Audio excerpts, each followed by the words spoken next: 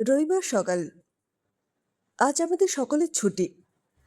আসলে আমার শ্বশুরবাড়িতে একটা খুব সুন্দর নিয়ম আছে। প্রতি রবিবার আমাদের বাড়িতে মেয়েদের ছুটি। ছুটি মানে সংসারের সমস্ত কাজ, বিশেষ করে রান্নাঘর থেকে পুরো ছুটি। ওই দিনটা পুরো সামলায় বাড়ির ছেলেরা। আমার দাদু শ্বশুর এই নিয়মটা চালু করেছিলেন। আসলে দাদু ঠাম্মাকে ভীষণ ভালোবাসতেন। তাই ঠাম্মার কষ্ট কম করার জন্য মাঝে মাঝে তিনি ঠাকুমাকে সাহায্য করতেন। তারপর একদিন তিনি ঠিক করলেন, প্রত্যেক রবিবার মেয়েদের রান্নাঘর থেকে ছুটি থাকবে। আমরা পুরুষরা মিলে সব করব। তখন বাড়িতে অনেক সদস্য ছিল। এখন সবাই যে যার মতো আলাদা হয়ে গেছে, কিন্তু আমাদের পরিবারে এই নিয়মটা আজও রয়ে গেছে। এখন আমাদের বাড়িতে পুরুষ বলতে আমার শ্বশুরমশাই আর আমার স্বামী রাতুল। আজকে রান্নার পালা পড়েছে রাতুলের। সকাল থেকে রাত অবধি ওই সবার জন্য রান্না করবে। আর বাবা, শ্বশুরমশাই খাবার পরিবেশন করবেন। বিয়ের পর থেকে আমি এই নিয়মই দেখে আসছি। প্রথম প্রথম বেশ অবাক হলেও মনে মনে কিন্তু দারুণ আনন্দ পেয়েছিলাম। রাতুল সকাল সকাল বাজার করে এনে রান্না শুরু করে দিয়েছে। আজ ও রান্না করছে এঁচোড় চিংড়ি। ও যখন রান্না করছিল, আমার কোনো কাজ ছিল না বলে আমি হাত জুড়ে মেহেন্দি পরছিলাম।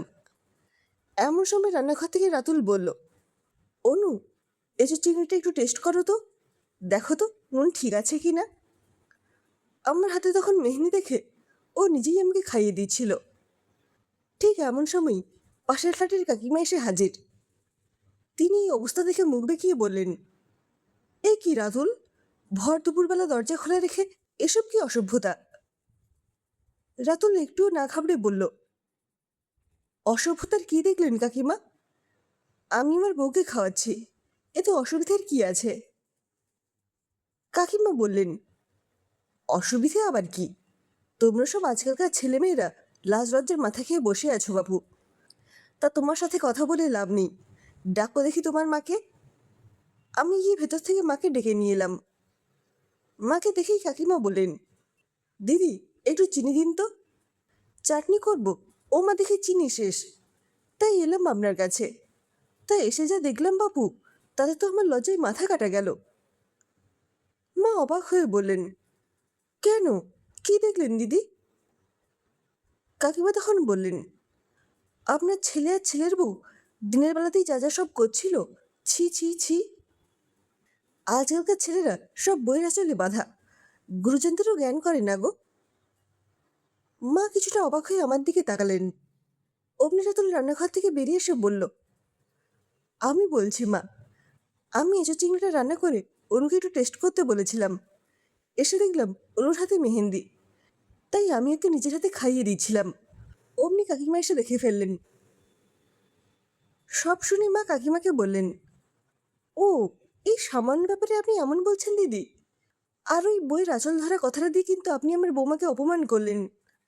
আপনার কর্তারি যে আপনাকে ছাড়া এক পাও নড়েন না, এটা কিন্তু আমরা সবাই জানি। তাহলে কি তিনি আপনার আঁচলে বাঁধা? আর তাছাড়া আমার ছেলে যদি আমার বৌমাকে ভালোবেসে খাইয়ে দেয় বা বইয়ের কথা শুনে চলে, এতে দোষের কি আছে? ওরা যদি খুশি থাকে, এতে তো আমাদেরই সুখ। আমার বৌমা এই বাড়িতে আমার ছেলের হাত ধরে এসেছে। ওর কথা যদি আমার ছেলে না শোনে, তাহলে আর কে শুনবে? ও তো বাপের বাড়ি বাবা মায়ের ভালোবাসা ছেড়ে এই বাড়িতে এসেছে আমার ছেলের ভালোবাসা পাবে বলেই।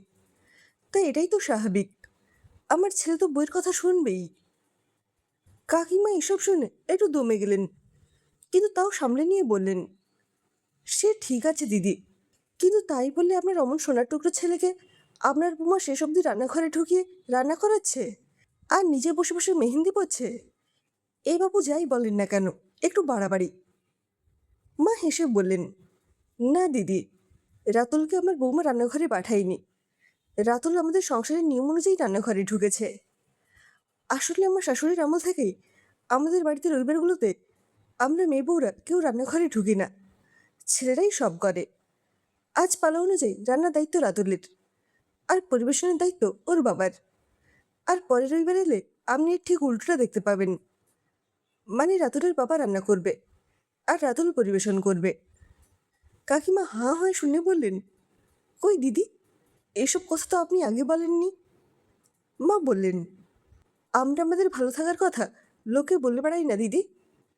নিজেদের আনন্দ, সুখটা আমরা নিজেদের মধ্যেই ভাগ করে উপভোগ করি। বাইরের লোক এসব জানতে পারলে হিংসে করবে, নজর দেবে। আসলে অন্যের সুখ তো সবার সহ্য হয় না, তাই আমরা এসব কথা কাউকে বলি না। কাকিমার আর বলার মতো কোনো কথাই ছিল না। উনি আমতা আমতা করে বললেন, বেশ বেশ, খুব ভালো নিয়ম আপনাদের। তা আমি এখন আসি গো দিদি, ওদিকে রান্না বসিয়ে এসেছি। এই বলে কাকিমা চিনি নিয়ে চটপট চলে গেলেন। কাকিমা যেতেই মা আমার দিকে তাকিয়ে হেসে বললেন, কিছু মানুষই থাকে যারা অন্যের সংসারে ভালো কিছু দেখলেই কলকাঠি নাড়তে আসে।